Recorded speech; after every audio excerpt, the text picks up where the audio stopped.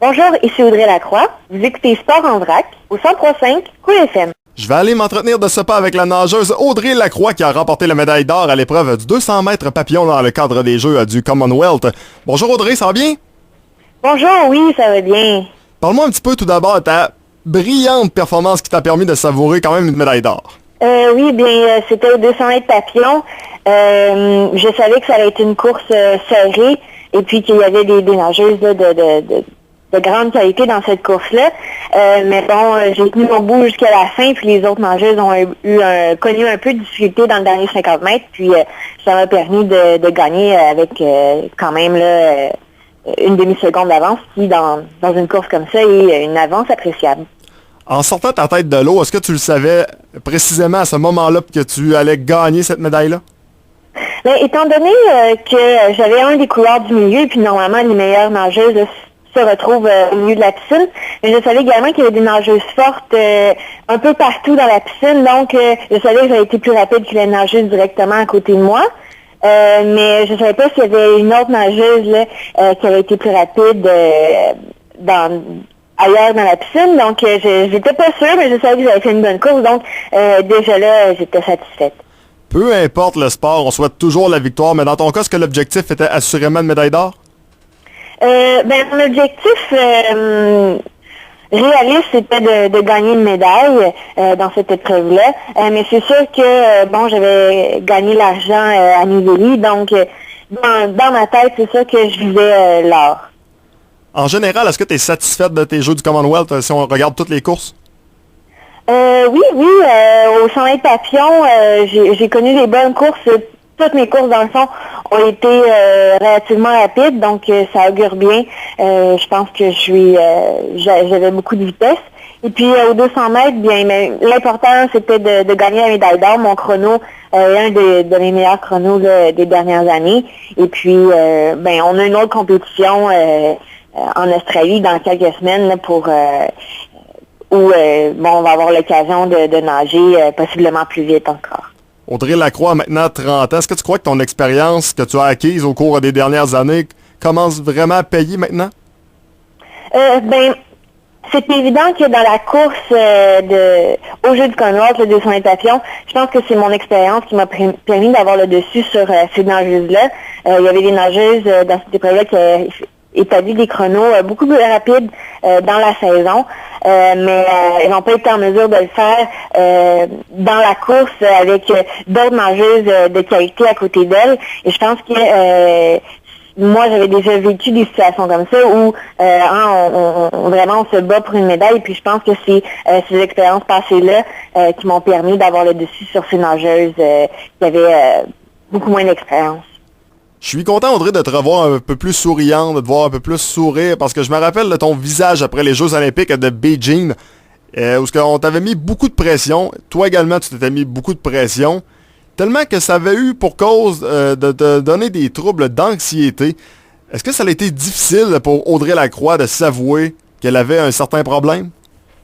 Oui, en fait, la course de Finlande, c'était à Beijing en 2008, où, j'étais une des meilleures au monde en 2007 et puis à Beijing, j'avais terminé 13e, donc c'était une grosse déception pour moi.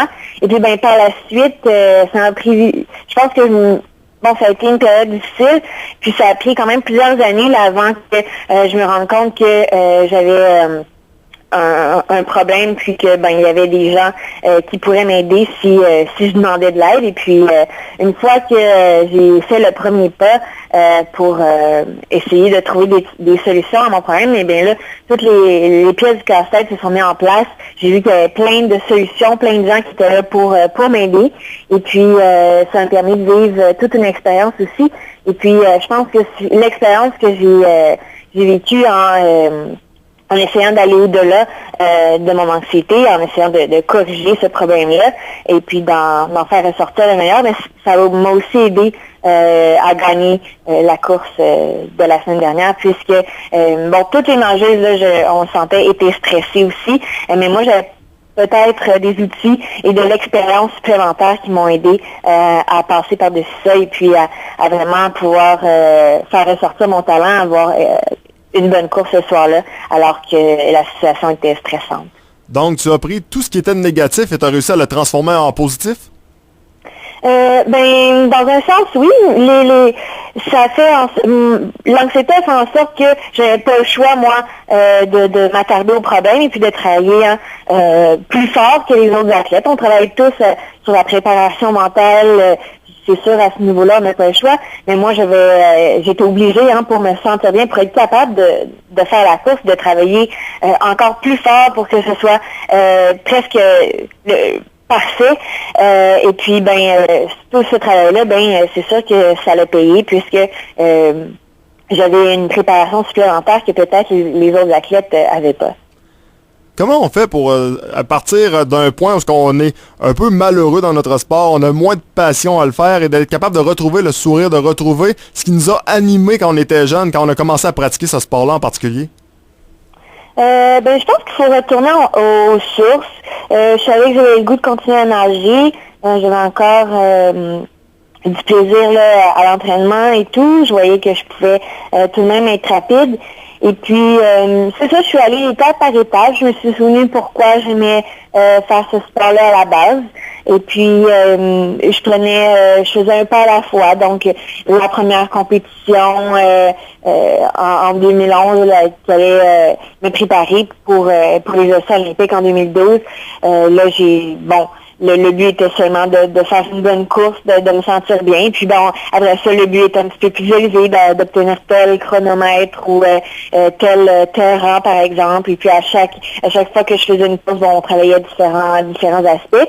Ce qui a fait en sorte que lorsque je suis arrivée aux qualifications olympiques, j'ai réussi à obtenir la qualification. Et puis ça me donnait quelques mois encore pour travailler. On a utilisé la même stratégie pour me préparer pour les Jeux olympiques de Londres. Tous les athlètes sont très fiers, bien sûr. Est-ce que tu penses que les athlètes, des fois, devraient penser un peu plus à s'écouter mentalement et aller chercher de l'aide dès les premiers signaux, dans le fond, de problème? Je pense que n'importe qui fait du sport d'élite est un peu peut-être vulnérable parce qu'on vit des grandes joies, mais aussi des déceptions. On vit peut-être un petit peu plus de pression que la plupart des gens.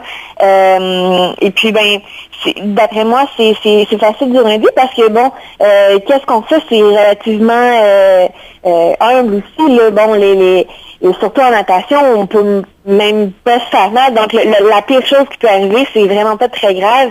Et puis je pense que ça fait en sorte que lorsque on se sent vraiment pas bien, mais on devrait aller chercher de l'aide et puis c'est un problème qui peut se régler relativement facilement si on s'y prend à temps. Je pense que j'ai attendu peut-être un petit peu trop longtemps, mais même à ça, j'ai réussi à aller chercher les outils pour faire en sorte de continuer à être capable de faire mon sport. Donc, je pense que il faudrait sensibiliser les athlètes aussi, mais aussi les entraîneurs là, à ce problème-là. Puis, je crois que c'est la meilleure façon là, d'avoir des athlètes performants, puis qui retirent aussi le maximum de bénéfices de participer dans un sport d'élite. Parce que c'est sûr que c'est beau les médailles, mais il faut aussi se développer en tant que personne. Et puis que je pense que la gestion de l'anxiété, la gestion du stress, ça fait partie aussi de ce qu'on peut retirer de notre sport qui va nous aider dans la vie par la suite. J'aime tes propos, je trouve que c'est des propos qui sont fort intéressants. Parlant de propos intéressants, tu t'es lancé dans les conférences, est-ce que tu aimes ça? Oui, j'aime beaucoup ça parce que,